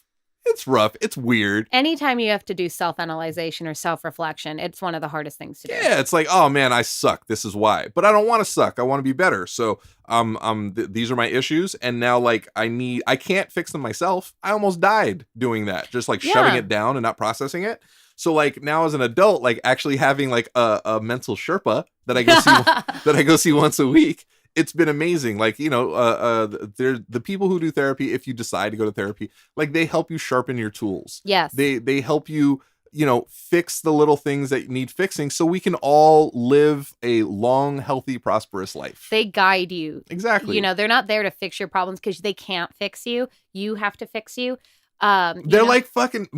See, now I'm dropping F-bombs. They're like Morpheus. Yes, they're there to tell you you're the one, you're there to save the world. You're like, oh man, it's just too much. Oh, you think that's air you're breathing here in this place? Mm-hmm. Or they're like Yoda, where it's just too big. It's. I was lifting rocks, and it's like, it's too big. Okay. Yeah. And then it's nothing's too big. Nothing is insurmountable. Nothing. It just takes a lot of hard work. Yeah. And, you know, kind of tying that back into what we were talking about with strong female characters, I was thinking what makes these women so strong other than the fact that they kick ass and that they're now prominent sharing the screen and a lot of the dialogue and scene with these male superheroes. I think it's a combination of the women we're seeing on the screen are not only confident, right? Because what does confident mean other than being able to stand there and being like, move or you will be moved. But I think you're seeing this like mental fortitude, you know? They do. I mean, all these characters have, of course, some sort of vulnerability. Like in Winter Soldier, Natasha opens up to Steve, right? And she's telling him like she thought she was doing the right thing and she has no idea what she's doing anymore, right? Like that's a moment you would not see, maybe in another character. That's right? true. That's very true. She prides herself. Like, what does she say? Like, I just pretend to know things, right? Like that's what she does. But I think that's what we're also seeing in some of these better written female characters. It's not just that they're pretty, they can fight, here's 2 dimensions. Right. Or they're a romantic interest, but there's a fourth. No, they're deep. Yeah, they have vulnerabilities, and they're not superficial. Right. They Natasha has, if you think about it, Natasha Romanoff as the Black Widow. One, she's a super soldier, right? Yeah. She's born in, I think it was 1917, but yeah, right. Like she's brainwashed. She's been trained as a child to kill people. She's been broken and remade many times. She has a lot of red in her ledger. Yes, and she would like to wipe it out. But if you think about that, she does. She's like Bucky, where she has all this stuff that she's done in her life and then is being told, well, you weren't responsible for it because you were controlled, you were brainwashed, blah, blah, blah. But she's still dealing with that. So she has this very well-developed backstory because she is a well-beloved comic book character. Yeah. Right? And the writers have treated her some of the writers have treated her very respectfully. Right? Joss Whedon, he failed or was just not well written in Age of Ultron. That's why he got replaced by the Russos. Yes, the Russos do an amazing treatment of her character, of creating a well-developed, well-rounded character. There's more they could do, but she's pretty good out there. Well, and if you look at like some of the other female characters, Gamora, and oh my gosh, the sister. Nebula. I love what they did with Nebula's character. Oh, yeah. I felt bad for that. I was going to say bitch again. Oh, my God. See, I'm the worst. For that lady. Like, I felt bad for her. I was like, oh, she's just evil. She's not evil. When she was, I think it was in Guardians 2, where she was talking about, when Father would make us fight Thanos, he would make us fight. And every time I lost to you, he would replace a part of me. Yeah. What? Right. So, like, again, kind of like the Winter Soldier. She had non-consensual body modifications, that's right? Like so crazy. Iron Man. So she would hate her. Like, of course, you hate Thanos, like he's making you do it, but you would hate your sister because, like, not once did she let her win. And she was like, you didn't even let me win once. Yeah. Like, it's crazy. But then on the flip side, it's like, why would I let you win? I don't want to be enhanced. Yeah. Like, it's so crazy that he pit them against each other. That just makes, like, their character arc so deep. And their storylines are really, again, in general, sometimes well treated. Right. And I really think that's what's creating these stronger characters. Because like we're talking about, that vulnerability, that empathic nature is now being not celebrated, but it's no longer a weakness. Right. Where a lot of women we're emotional, we cry, we want to help people. But like Jessica Jones, she's like the epitome of like, I'm not going to be emotional. No one's going to fuck with me.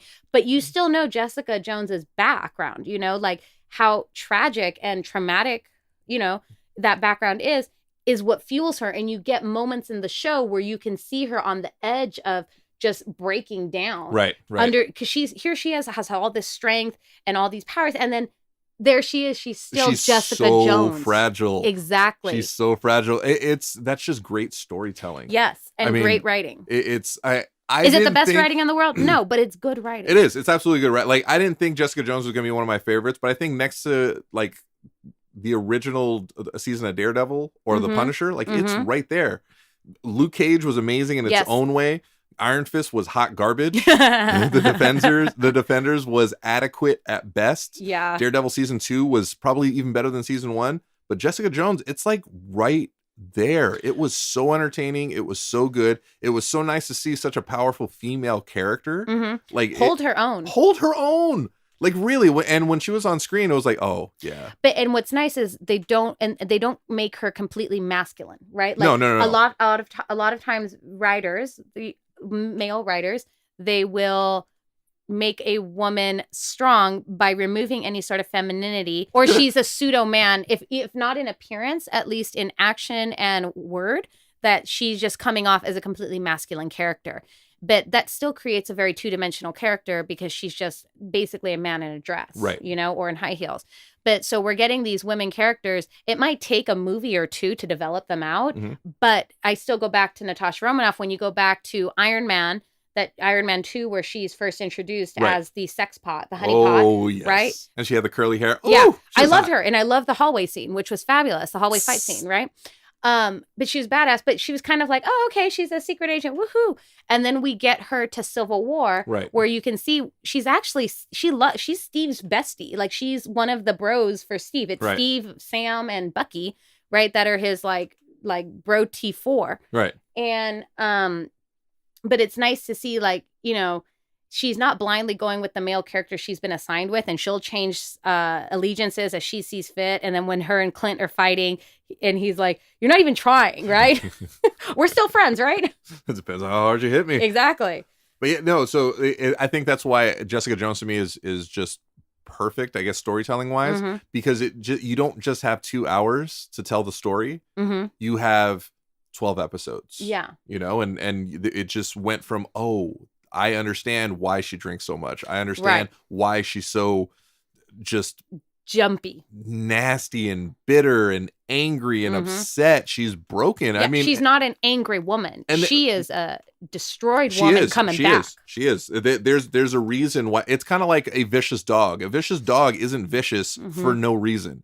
There's a reason why that dog is vicious. Yes. Something happened. So and I think so many women, unfortunately, can really relate to what happened to her. I mean, she was sexually assaulted. She was abused verbally, physically, and conditioned. That's terrible. And then her reaction to that is, of course, she would be a heavy drinker. Of course, she would be the nastiest person in the world. Of course, she would be a broken down woman. Defense mechanisms. Of course, she wouldn't want to shower. Of course, she wouldn't want to look pretty. Like all of those little tiny things. Like the storytelling in that show was beautiful to me. Yes.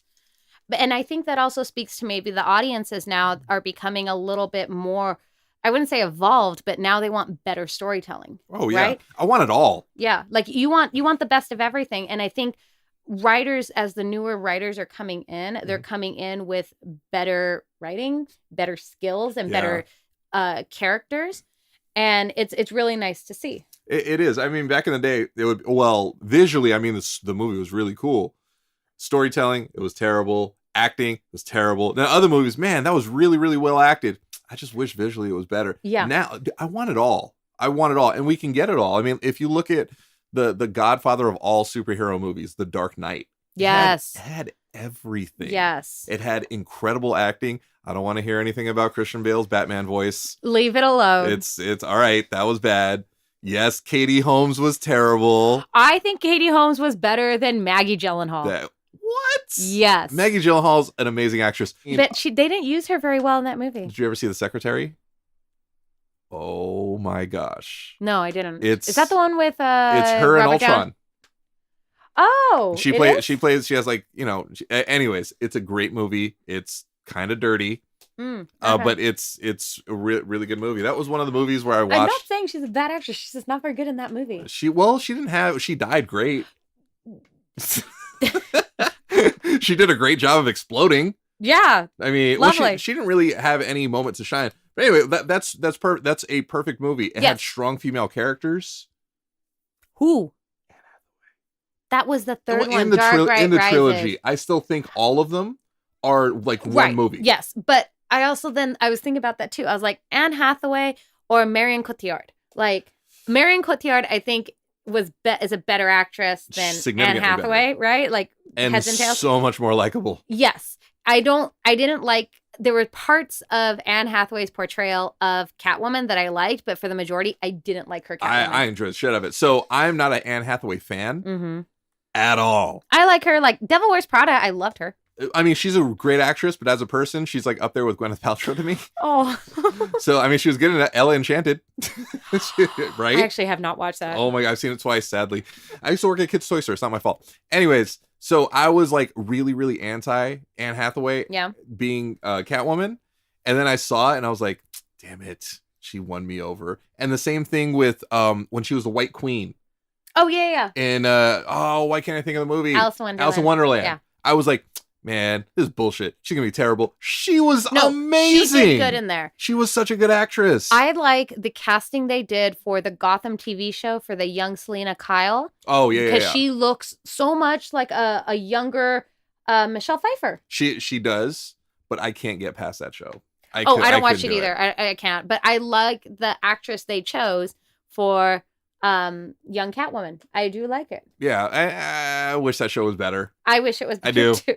I mean, like, again, DC. DC TV is really, really good. I watch DC cartoons. DC cartoons are amazing. Yes. They're top tier. They beat Marvel. So I watched Arrow, the first couple episodes. Oh, no. And it was really good. And then it got like super melodramatic. Yes. Where it's like, well, I was like with that chick, and then I started banging her sister, and that was sad. But then she died, but then she came back to life, and it's just too much. I can't deal with that stuff. But like the action is really good. The rest of like the characters are laid out pretty well. I enjoy that. Then there's Legends of Tomorrow. I have not watched it. Which is really entertaining. Not great. It's just mindless entertainment. And then there's The Flash, which is perfect. Yeah, my dad watches The Flash is perfect. It's great. There's a couple things they take liberties with where I'm like, all right, but it's perfect. And they have the crossovers. And then I started watching Supergirl. Oh, yeah. Supergirl is like very women hear me roar. Yes. Which is cool. Yes. I think that's really cool. I wasn't super thrilled with like the casting of Michelle Benoit. I don't know how to say her name. I don't know. Whatever the chick's name is. Benoit, we'll say that. That chick, she was part of the Fappening. Stop it. Honestly, that's the only reason I knew her. Anyways, she won me over. She's a great Supergirl. Yes, she does super well in the sense of like, here's this young girl with all this power. All this power. Skill, and I think they've done a better treatment of that than they do of her cousin. Her cousin's terrible. Yeah. At least in the movies. Yes, in the movies. And it was weird because like the TV show The Flash was so good, and he's such a great iteration of the Flash that when they cast I don't know his name. Yeah, that guy for the Justice League movie. Yeah.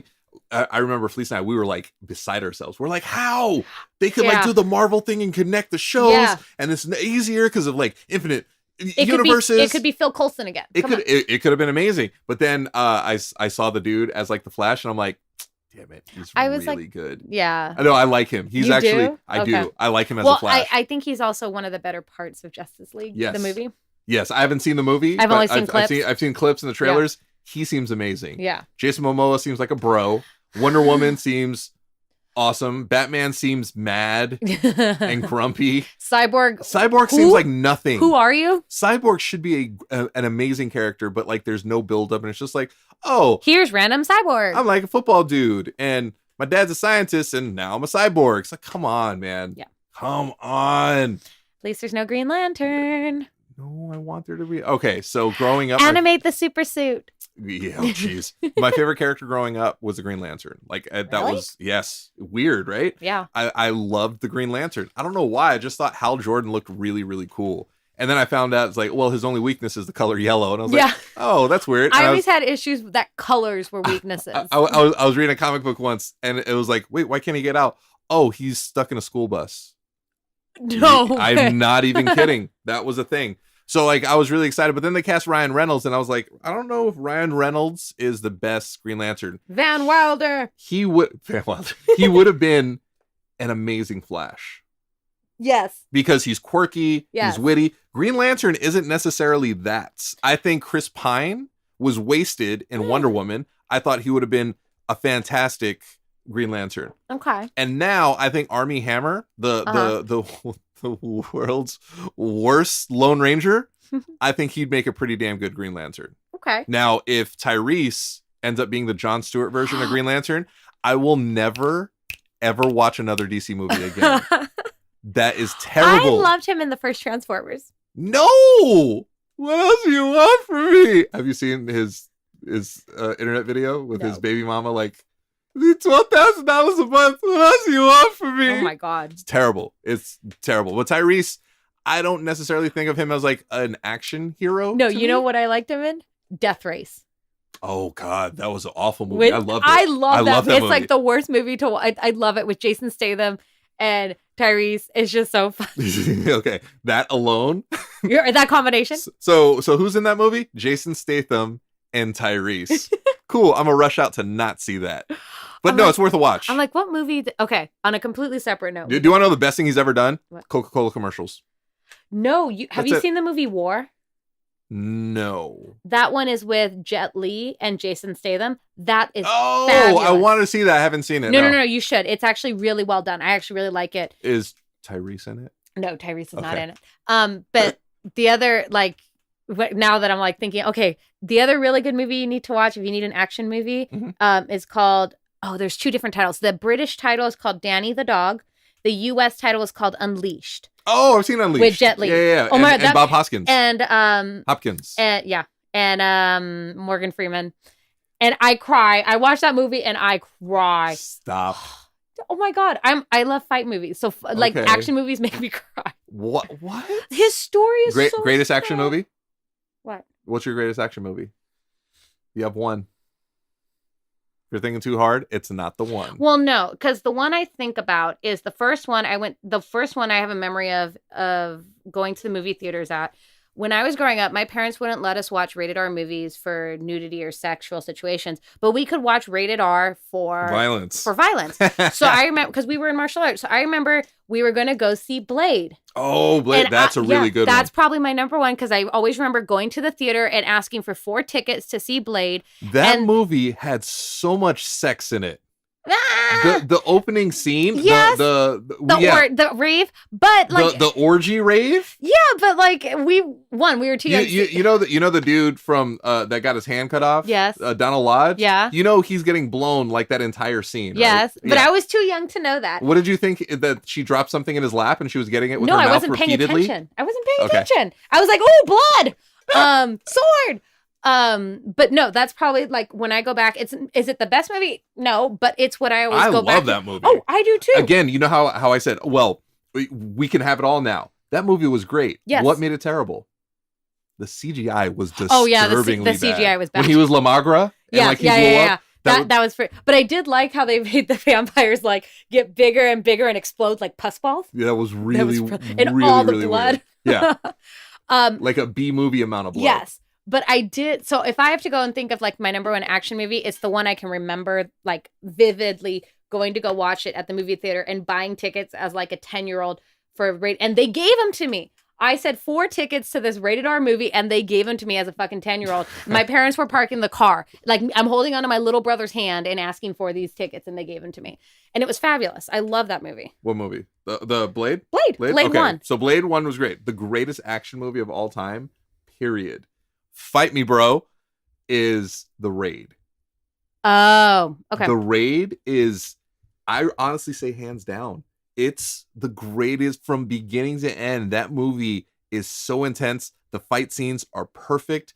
It is so damn good. What about The Raid 2? The Raid 2 was really good. It got a little superhero-y. Yeah. The Hammer Girl, like it got a little superhero-y. Action scenes just as good. It was kind of like a video game come to life because it was like, oh yeah, now there's this fight, the next boss fight.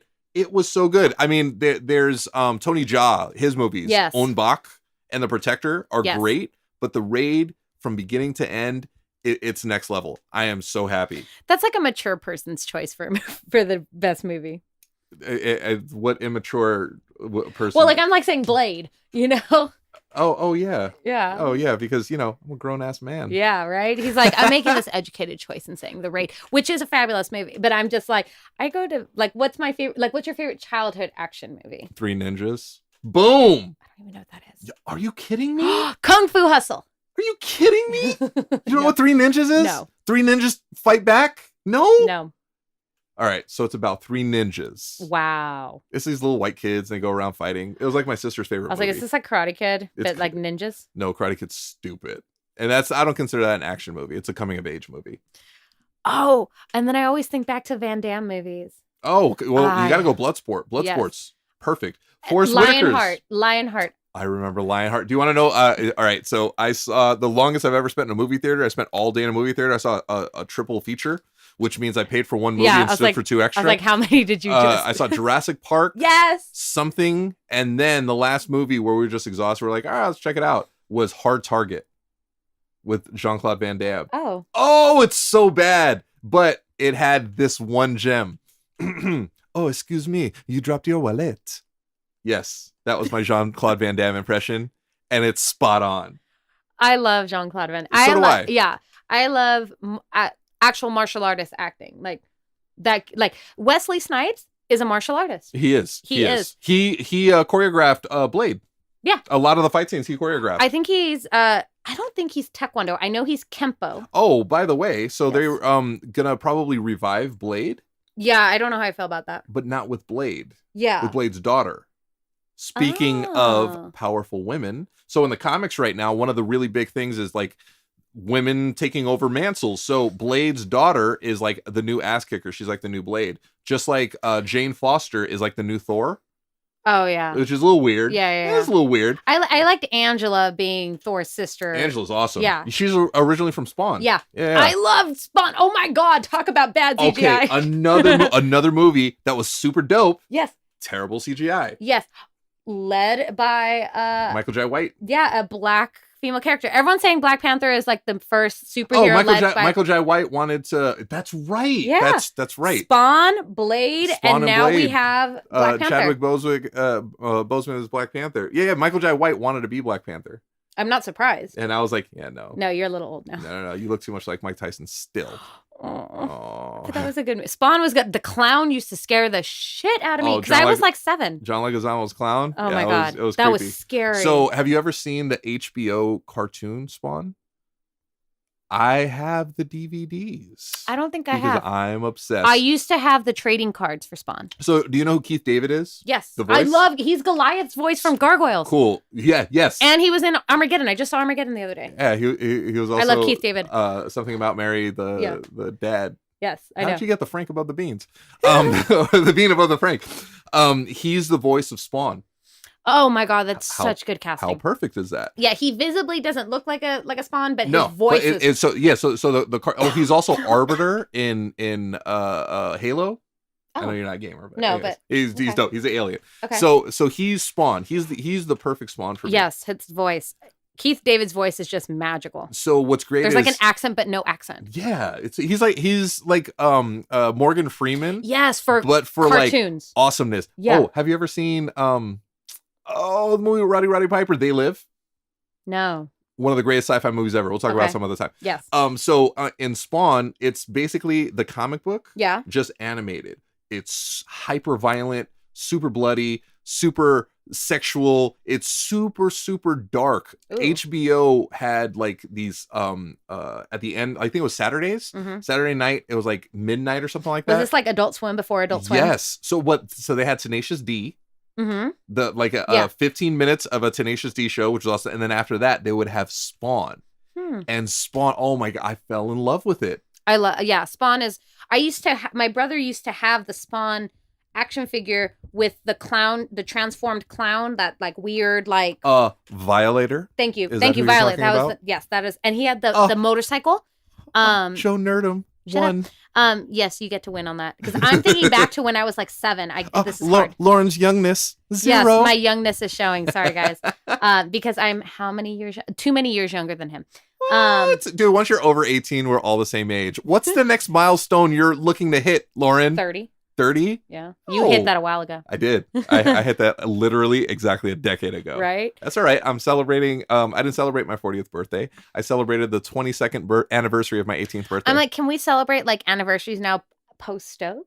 Yeah, we can. So every August 4th, I celebrate my my stroke of it's celebration of living. My stroke anniversary. Your stroke anniversary. I like that. Yeah, I'm telling you, my stroke anniversary. Like the reason I had the stroke, I think it was because my brain didn't want us, because we've got a group of people and we're all gonna go see Suicide Squad.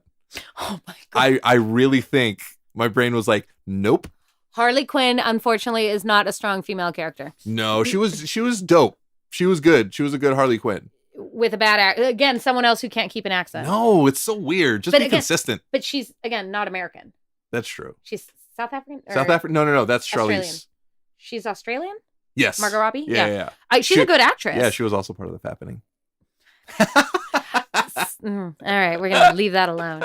But so what you're saying is God did not want you to watch the Suicide Squad, so He put a hole in your head. Yes, He did. Yes, she did. I don't see know. what you did Dude, there. if you're like the most all-powerful being, like, Yes, I like, agree. how are you confined to a gender? Come on. And that's another topic for Yeah, another that's day. a whole Oh, other. that would be a cool topic to be like, how in fandom and nerdom is this one source represented? Oh yeah, like if you look at like one source, you can even throw Dormammu is kind of Yes. considered a one source. Galactus. Galactus, absolutely. Yeah. Odin, Yes. Dr. Manhattan. Yes. Oh, we are setting up a next we episode, got a new people. episode. Ow! And how we try to control our own little universe through our own body, and how our bodies don't let us do that, and then we end up with strokes and concussions and shit. That's yes. Yes. But that's for another day. Yes. So again, we say this every single time. We don't really have an outro, but we're working on it, and it's coming soon. I'm almost thinking let's do a wrap up. So the wrap up, the takeaway from today, that this whole that's good. That's good. We're gonna take away. We're gonna do a takeaway. So too long didn't read. Today's episode was about strong female characters that are now emerging in cinema, TV, and comic books, and how that's creating, I think, an elevated experience for audiences. It is, because when you grew up with powerful females Xena, all Buffy. around, and Yes. then the next generation of women who aren't really as powerful as my amazing partner over here didn't necessarily grow up with that. Yeah. But it seems to be all coming back now, because like women are in the forefront, women are doing everything, and women are taking over some shit. Yeah. Right? What is it from they say in Jurassic Park? Man creates dinosaurs, dinosaurs eat man, women rule the world. Rule the earth. That's perfect. So we really hope you guys enjoy our cast. We really hope that anything we can do to help you guys, like, we're here to hear your stories. We're here to give positive words of encouragement, and any tips and tricks that we have on our recovery, and any tips and tricks you guys have out there for us, please let us know. We are all open ears. And I think one of the important things is always to take home that you guys are not alone. All right.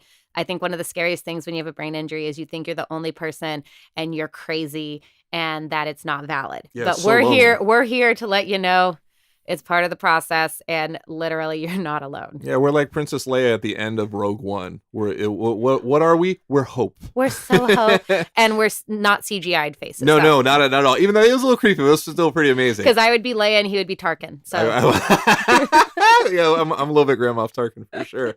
But all we have sometimes is hope, and honestly, that's all that we need. I had it when I was in the hospital. My furthest memory back is having hope that I was going to get out of this damn bed and I was going to be able to walk and function normally. And I'm functioning normally. So we're here to show that, hope it can turn into something. And we've turned it into the NeuroNerds.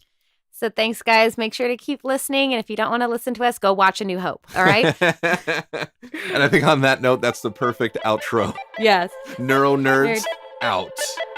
Wonder Twin powers activate. Form of steam. I don't really. Form of bucket.